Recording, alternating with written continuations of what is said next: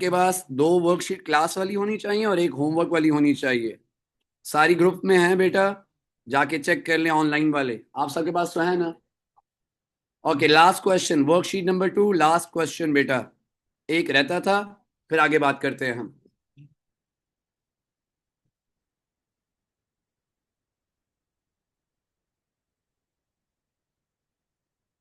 हरी है बेटा, जल्दी से आ जाए। है ना सबके पास शीट? मैं दोबारा शेयर कर देता हूँ, किसी के पास नहीं है तो बेटा देख लें, वैसे ग्रुप में मैंने शेयर की हुई है।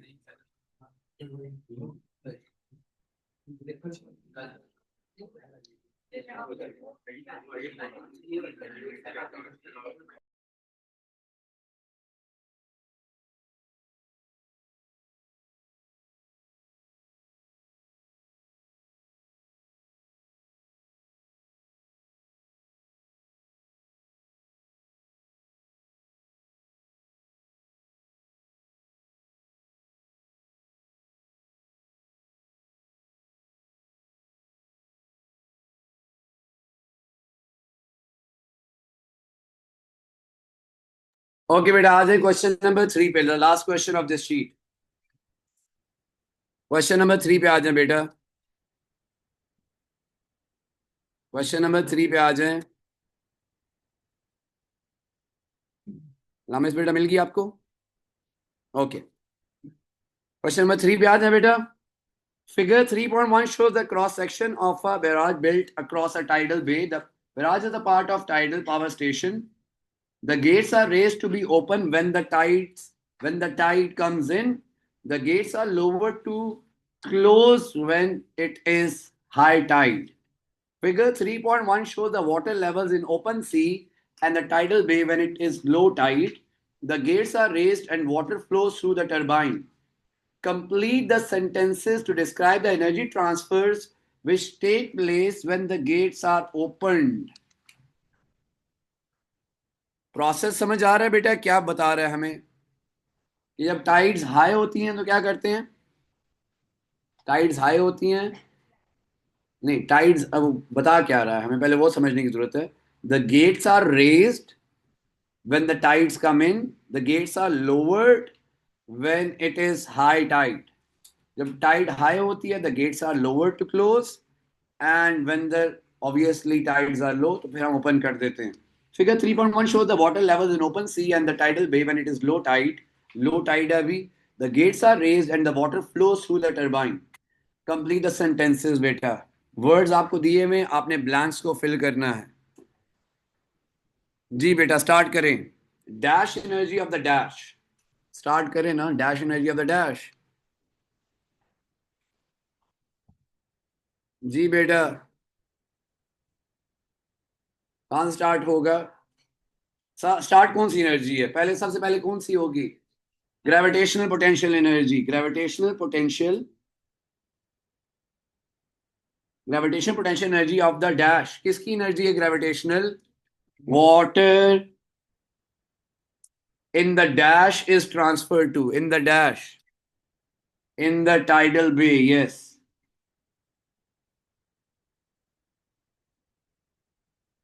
In the tidal bay is transfer to dash energy, kinetic energy move कर रहा है in the rotating dash turbines.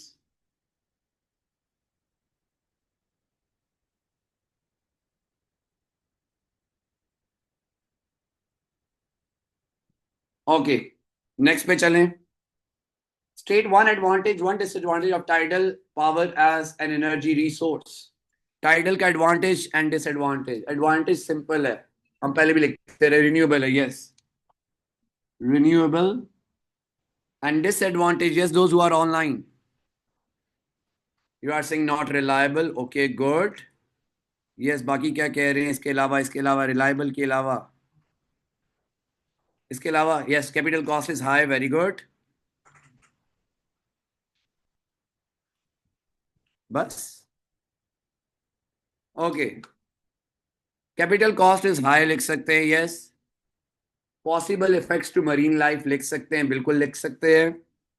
और इसके अलावा और क्या हमने, हाँ हमने बात की थी सबसे पहले, नहीं होता वहां पे नहीं लगा सकते ऑब्वियसली, तो स्पेसिफिक है, स्पेसिफिक एरियाज पे लगाए जा सकते हैं।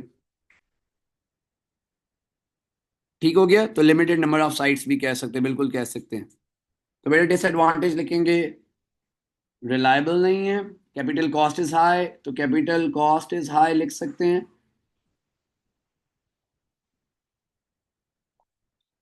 नॉट अवेलेबल ऑल डे,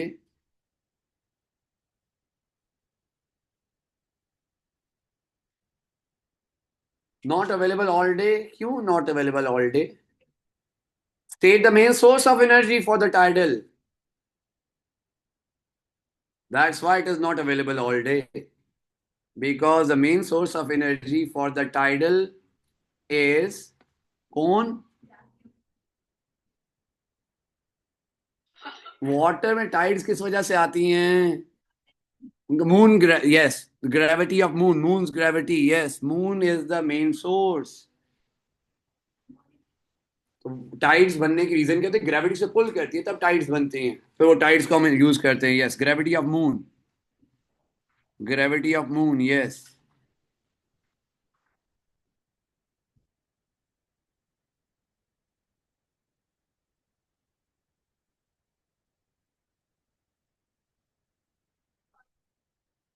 नहीं नुमान बेटा, कोशिश करें पूरा ही लिखें वो।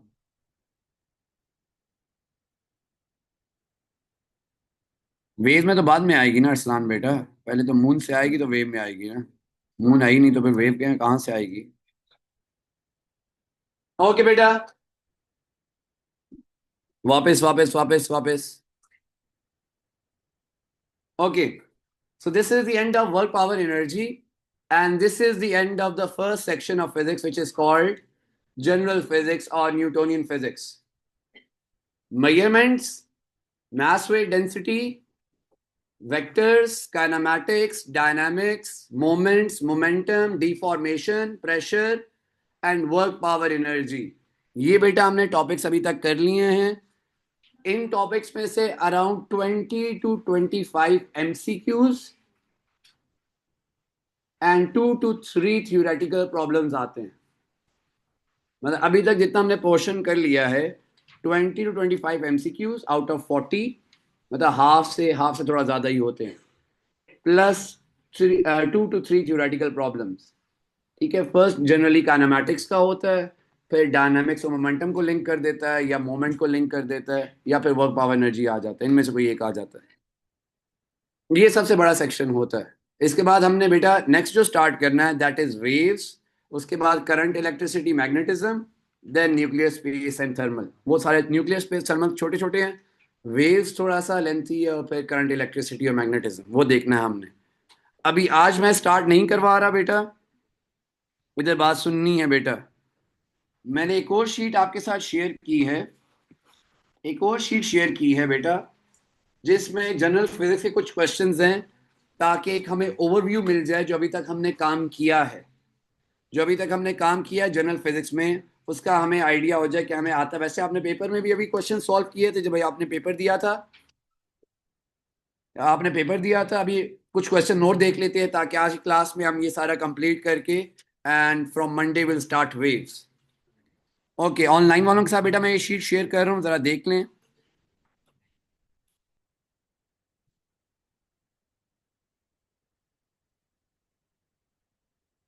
इससे आपको भी आइडिया हो जाएगा कौन सा टॉपिक आपको वीक, वैसे भी आपको भी पेपर से आइडिया हो गया था कौन सा टॉपिक वीक है। और बेटा काइंडली ये सारे टॉपिक्स आपने कंप्लीट करने, एक एक चीज आनी चाहिए, चाहे वो काइनेमेटिक्स ग्राफ है, चाहे वो चेंज मोमेंटम निकालना है, या मोमेंट्स के क्वेश्चन है, या डिफॉर्मेशन है बेटा, या वर्क पावर एनर्जी है, सब आना चाहिए। मिल गया बेटा सबको? नेक्स्ट वीक मिल गया बेटा? ओके, ये भी ग्रुप में भी शेयर हो जाएगी, वहां से भी देख लेना बेटा। Let's start. अब ये आपको थोड़ा आइडिया मिल जाए, देख लेते हैं आप में से किसको कितनी जनरल फिजिक्स आती है, मुझे भी आइडिया हो जाएगा। एक तो पेपर दिया हुआ है आपने, जरा भाई से पता करें। ओके, क्वेश्चन नंबर 1 पे आ जाए बेटा, क्वेश्चन नंबर 1 पे आ जाए। अब मुझे पता चलेगा कि आपको कितनी जनरल फिजिक्स आती है, या वैसे ही हम आगे चली जा रहे हैं, पिछला भूलता जा रहा है हमें। Which single apparatus is used to find the volume of solid cube, and which single apparatus is used to find the volume of a quantity of liquid?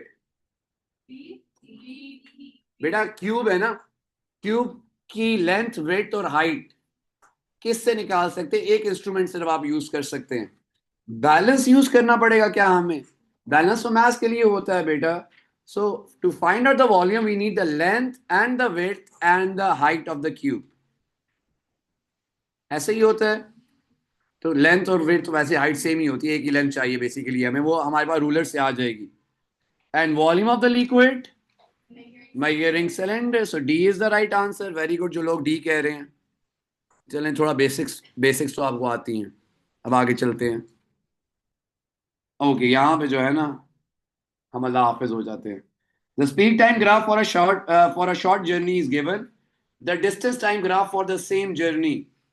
हमें स्पीड टाइम ग्राफ दिया हुआ है बेटा, इसका डिस्टेंस टाइम ग्राफ कैसा होगा?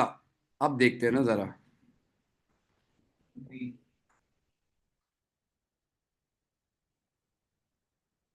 Good, very good. सही answer दे रहे हैं कुछ लोग। ओके, मुझे बताएं, मुझे जैद बेटा मुझे बताएं, डिस्टेंस टाइम ग्राफ की क्या चीज आपको स्पीड देती है? डिस्टेंस टाइम ग्राफ का क्या निकालेंगे स्पीड मिलेगी? Gradient. Gradient of distance time graph आपको स्पीड देगा। Gradient of distance time graph speed देगा। अब मुझे ग्रेडियंट बताते जाएं। इधर देखें, इस ग्राफ का ग्रेडियंट कैसा होगा? बोलें, इस ग्राफ का ग्रेडियंट कैसा होगा? कांस्टेंट, यूनिफॉर्म कांस्टेंट ग्रेडियंट होगा हमारे पास, कांस्टेंट ग्रेडियंट। तो ग्रेडियंट कांस्टेंट है तो स्ट्रेट लाइन आनी चाहिए थी, नहीं, ज्यादा हो रही है। वो स्ट्रेट आती है, बिल्कुल हॉरिजॉन्टल आती है। इस ग्राफ का ग्रेडियंट क्या है? जीरो। अपना बताएं, बाकी सब क्राउड के साथ ना मिल जाया करें। जीरो ग्रेडियंट है इसका। हॉरिजॉन्टल लाइन का ग्रेडियंट होता ही नहीं, there is no slope, gradient is zero. Okay, what about the gradient of a? Decreasing gradient. तो अगर ग्रेडियंट डिक्रीजिंग है बेटा तो स्पीड भी क्या होनी चाहिए थी? डिक्रीजिंग। हमारी स्पीड डिक्रीजिंग है, नहीं, ये तो ज्यादा हो रही है। B, increasing gradient. तो स्पीड ज्यादा होनी चाहिए और ज्यादा ही हो रही है बेटा। So B is the right answer. Very good जो लोग कह रहे हैं बी बेटा, B is the right answer. तो बेटा ये आपको याद रखना है, डिस्टेंस टाइम ग्राफ का ग्रेडियंट स्पीड देता है, स्पीड टाइम ग्राफ का ग्रेडियंट एक्सेलरेशन देता है। स्पीड टाइम ग्राफ का एरिया अंडर द ग्राफ आपको डिस्टेंस देता है। अब आप में से कुछ लोग भूल चुके हैं, वो उनकी शक्ल पे नजर आ रहा है कि वो कंफ्यूज्ड हैं। ऐसी बात है ना? ओके बेटा, ये देखें, ये भूलना नहीं है ना, आगे चल रहे हैं तो पिछला भूलता थोड़ी जाएंगे बेटा, इतना टॉपिक्स हैं, फिर जब हम सेशन एंड करेंगे तो फिर सारा कुछ भूला हुआ होगा हमें। ओके, नेक्स्ट पे आए बेटा। Question number 3। The graph represents the motion of the car. How far has the car moved between 0 and 5 seconds? How far का क्या मतलब है, क्या निकालना है हमने? डिस्टेंस। स्पीड टाइम ग्राफ से डिस्टेंस कैसे आता है बेटा? Area under the graph. So area under the graph. कौन सी शेप बन रही है बेटा ये? Triangle. Half into base into height. Base of the triangle is, height of the triangle is, तो 5 into 10 divided by 2 is 25 meters. Yes, C is the right answer. Very good जो सी कह रहे हैं बेटा। आता है निकालना, ये भी काम करना आता है आपको? तो याद रखिए बेटा, ये दोबारा से रिपीट हो रहा है, देखिए क्या चीज नहीं आती। क्वेश्चन नंबर 4 पे आए, ध्यान से देखना है। जी जैद बेटा आंसर देखें ना, आंसर देखें।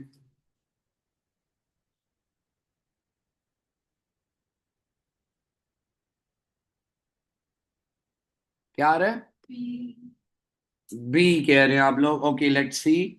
masses can be compared using a balance. बिल्कुल बात सही है। हमने इनकोरेक्ट स्टेटमेंट आइडेंटिफाई करनी है बेटा। Identify which is not correct. तो ये फर्स्ट वाली तो करेक्ट है, so this is not the right answer. mass is a force? mass force नहीं है, weight is a force. mass is not a force, weight is a force beta. So this statement is not right, so this is the right answer. weights can be compared using balance, yes. mass निकाल लें, mass से weight निकाल लें, yes. weight is a force, yes. So ये बिल्कुल सही है, but mass is not a force. पता है हमें mass force नहीं है, weight force है. weight is a type of force. weight कहाँ एक्ट करता है? मैंने डाउनवर्ड दिखवाया था। Vertically downwards, straight downwards, yes. आगे चलें 5 पे। क्वेश्चन नंबर 5 पे, which two quantities must be known to determine the density of a material? Density निकालनी है तो क्या चाहिए? डेंसिटी का क्या फॉर्मूला होता है? mass per unit volume, mass over volume. So we need the mass and we need the volume, so B should be your answer. mass per unit volume, very good। जो बेटा B कह रहे हैं बिल्कुल सही कह रहे हैं, B is the right answer. Question number 6. Two boys are sitting on a seesaw. The seesaw is in equilibrium. Okay, what is equilibrium? A balanced state. And what are the conditions of equilibrium? आप equilibrium में जाना, आप क्या करना है? Equilibrium. Yes, so we say resultant force is zero. What was the other condition? तो resultant moment is zero. तो बेटा भूल क्यों गए हैं बेटा? टू कंडीशन लिखें साथ, भूल गए हैं। If the system is in equilibrium, resultant force will be zero. Resultant force will be zero. Resultant force, you know the combined effect. Forces are balanced. The combined effect is zero. Resultant force is zero, and resultant moment is zero. Resultant moment क्या होता है? Clockwise, anti-clockwise, they are equal, so they will cancel out each other's effect. Resultant moment भी zero हो गया हमारा। तो बेटा अब यहां पे आए। What affects the moment of each boy about the pivot? कह रहे हैं what affects the moment of each boy? Moment किन चीजों पे डिपेंड करता है? अब इस बात पे आ जाए। yes, the definition of moment was moment is a product of force and perpendicular distance from the pivot. So it means moment is dependent on two things. दो चीजें मोमेंट को चेंज कर सकती हैं, force and distance from the pivot. So हमें यही pick करना है। तो क्या बनेगा बेटा? D. His weight and distance from the pivot can change the moment. So these are the two things. Weight, you know, weight is a force. Weight is a force. So बेटा ये दोनों चीजें आपका मोमेंट चेंज कर सकती। You know the formula, you know the definition. Definitions याद रखनी है बेटा, definitions को याद रखना पड़ेगा।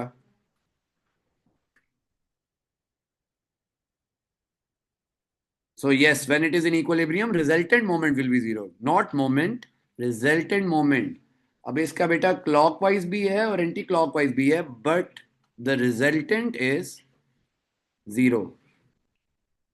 रिजल्टेंट होता है कंबाइंड इफेक्ट, वो जीरो है हमारे पास। गुड अरसलान बेटा, गुड मुस्तफा। ओके, 7 पे आ जाएं। क्वेश्चन नंबर 7 पे आ जाएं बेटा। A uniform meter rule is pivoted in equilibrium at the 50 centimeter mark. A uniform meter rule is pivoted in equilibrium at the 50 centimeter mark. A mass of 25 gram is placed at 30 centimeter mark on the ruler. अब इसके लिए बेटा ऐसा कहानियों पे नहीं चलना, हमने डायग्राम ड्रॉ करें। डायग्राम ड्रॉ करें। There is a metre rule. Metre rule है बेटा हमारे पास, डायग्राम ड्रॉ करेंगे हम मीटर रूल की। It is pivoted at the 50 centimetre mark. Pivot कहां पे है? 50 सेंटीमीटर पे है pivot. A mass of 25 gram is placed at 30 centimetre mark. तो आपका मास कौन कितना है? 25 ग्राम को प्लेस किया 30 सेंटीमीटर मार्क पे। यहां पे 0 था, ये 30 हो गया। What is the smallest mass that can be placed on the rule to restore equilibrium? मुझे बताएं, अभी ये इक्विलिब्रियम में है? अभी ये इक्विलिब्रियम में है? नहीं है ना। लेफ्ट साइड जो है वो नीचे जाएगी, एंटी क्लॉकवाइज मोमेंट प्रोड्यूस होगा। आपने इक्विलिब्रियम में लेके आना है बेटा, तो आपको राइट साइड पे कुछ रखना पड़ेगा, यहां पे कुछ रखना पड़ेगा ताकि बैलेंस आउट किया जा सके। और वो कह रहा है क्या रखेंगे, क्या ऑप्शंस हैं? इसकी वजह से मोमेंट कितना आ रहा है बेटा? इसकी वजह से मोमेंट कितना आ रहा है? इसकी वजह से मोमेंट कितना आ रहा है? 25 इंटू 20। 30 कहां से? ये 0 30, तो ये हमें पिवट से चाहिए डिस्टेंस, तो दिस इज 20। कितना मोमेंट आ रहा है? अराउंड 500। अब हमें ऐसी वैल्यू चाहिए जो 500 प्रोड्यूस करे। वो कह रहा है what is the smallest mass that can be placed on the rule to restore equilibrium. जी बेटा, अब देखिए दूसरी साइड पे भी 500 प्रोड्यूस करना है। कौन सा मास कहाँ रखेंगे तो काम हो जाएगा? You are saying 10 at 100 centimetre. Yes you are right. 10 gram आप रखेंगे यहां पे एट 100 सेंटीमीटर। इसका पिवट से डिस्टेंस हो जाएगा 50 सेंटीमीटर। 50 इंटू 10 विल बी 500 आ जाएगा। Yes you are right. क्या मैं 5 ले सकता हूं? 5 ग्राम किसी डिस्टेंस पे? 5 ग्राम मैं ले सकता हूं, लेकिन मेरा रूलर खत्म हो जाएगा आगे।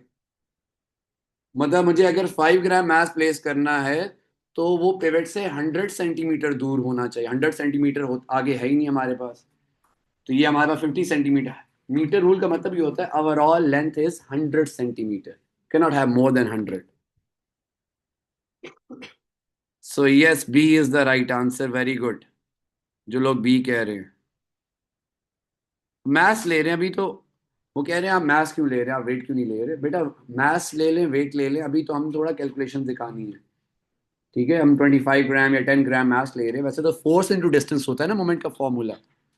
बेशक आप वेट भी लेंगे तो वो पहले निकालना पड़ेगा, या हम शॉर्टकट देख रहे हैं, मैथ्स इनटू कर रहे हैं, क्योंकि हमें दिखाना नहीं है ना थ्योरी। थ्योरी की तरह दिखाना तो नहीं पड़ेगा हमें।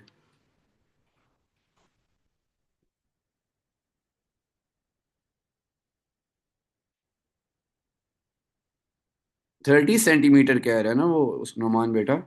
30 सेंटीमीटर का मतलब है जहां से रूलर स्टार्ट हो रहा है वहां से लेके 30 सेंटीमीटर मार्क, जहां पे रूलर का 30 सेंटीमीटर है वहां पे रखना है।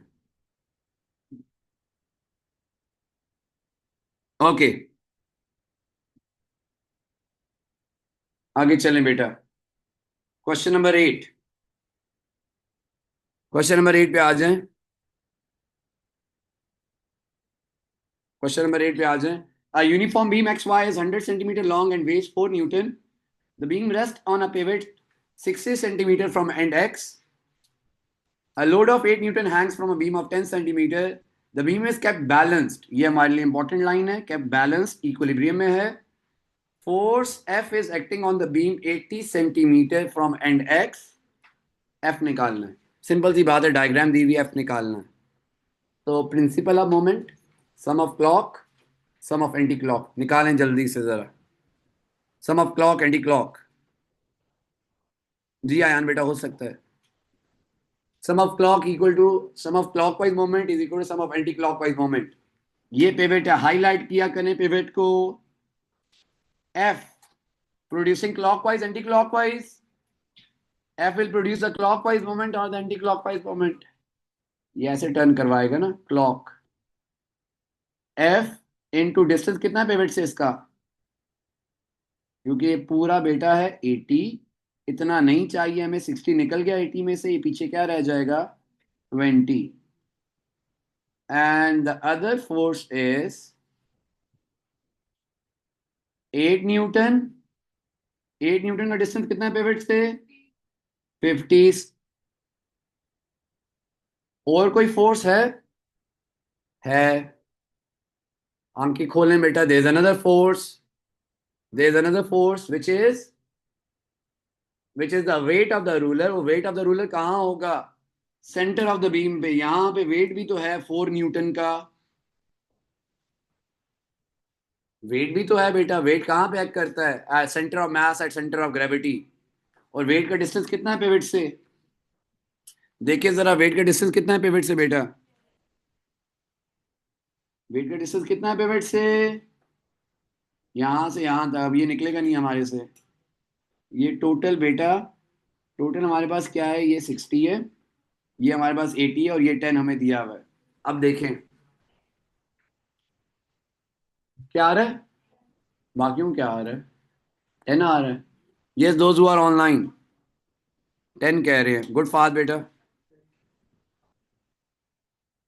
गुड एमन बेटा।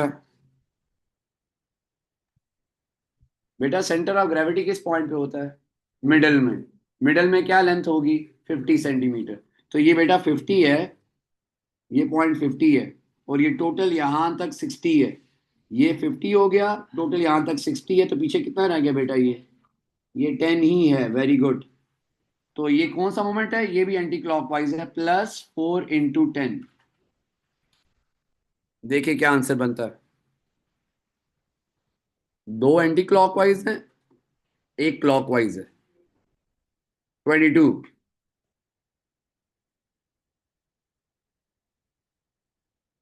22 बनेगा बेटा, 22 बनेगा। चेक करें।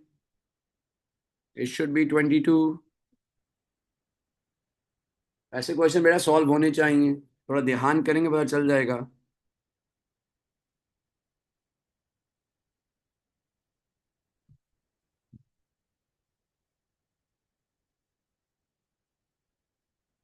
हो गया, आगे चलें।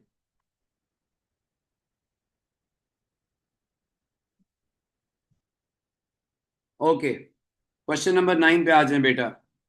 Three children's toys X, Y, and Z are the same size and shape.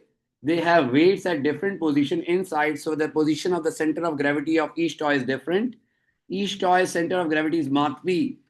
Which toy is the most stable and which toy is the least stable when balanced in the positions shown?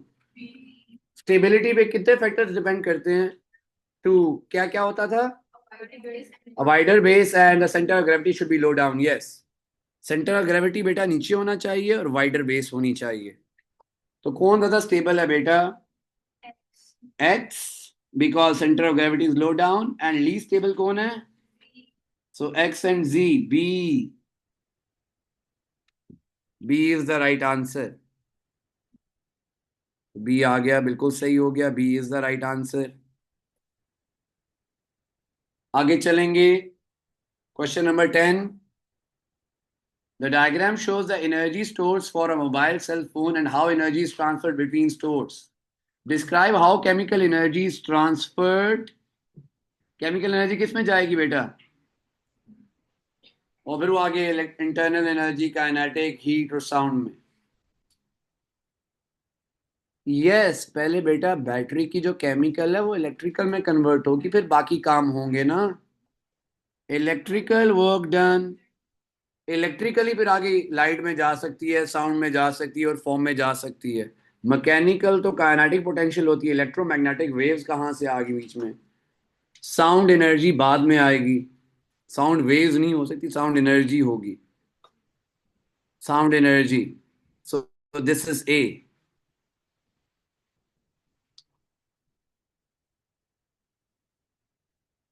Okay, question number 11।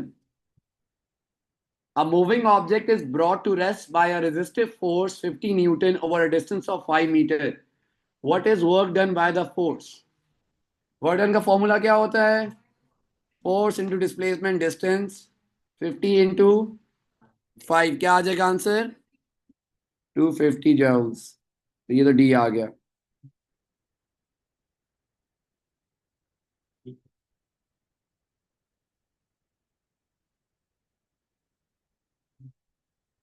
बस, हो गए।